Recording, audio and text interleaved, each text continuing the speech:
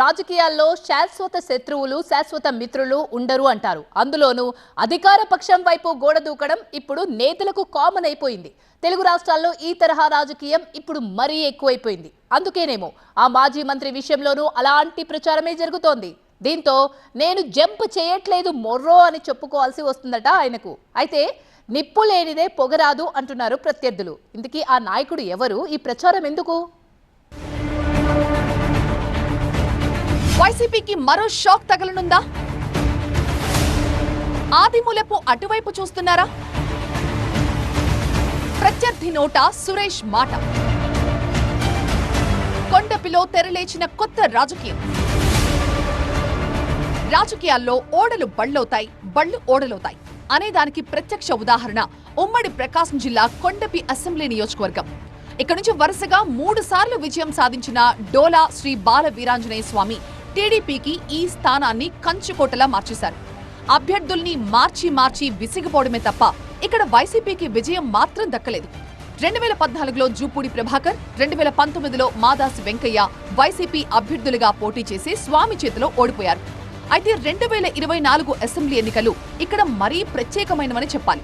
ఎందుకంటే జగన్ హయాంలో మంత్రిగా పనిచేసిన ఆదిమూలపు సురేష్ ను సంతనూతలపాడు నుంచి తీసుకొచ్చి కొండెపిలో పోటీ చేయించారు. అయితే ఆయన కనీసం అక్కడైనా గెలిచేవారేమో గాని ఇక్కడ మాత్రం పార్టీకి ఫలితం రిపీట్ అయింది. గతం కంటే ఎక్కువ ఓట్ల తేడాతో వైసీపీ అభ్యర్థి సురేష్ ఓడిపోయారు.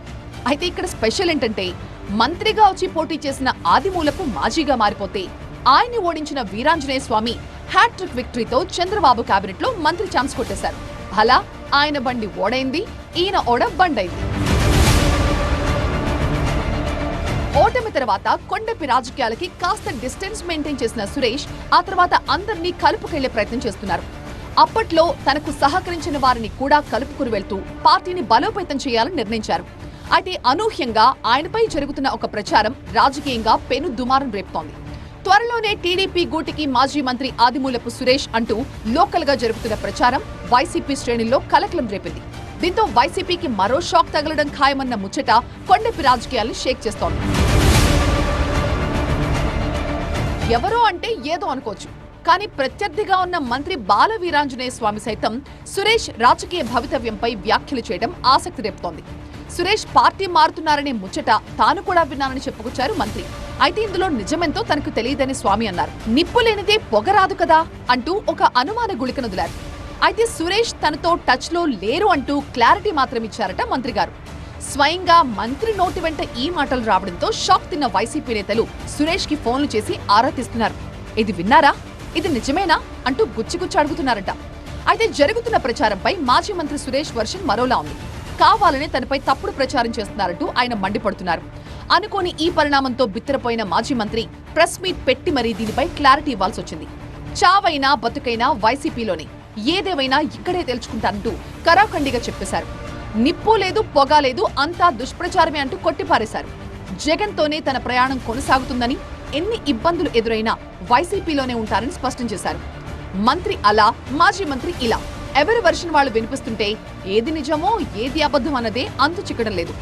మంత్రి వీరాంజనేయ స్వామి సురేష్ పై ఎందుకలాంటి ఆరోపణలు చేశారబ్బా అని అటు టీడీపీ ఇటు వైసీపీ శ్రేణులు గుసగుసలాడుకుంటున్నాయంట.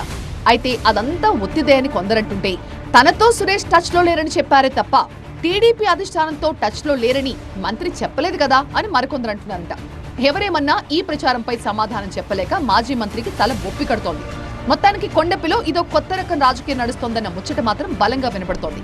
దీనికి ఎక్కడ, ఎప్పుడు, ఎలా ఫుల్ స్టాప్ పడుతుందో చూడాలి.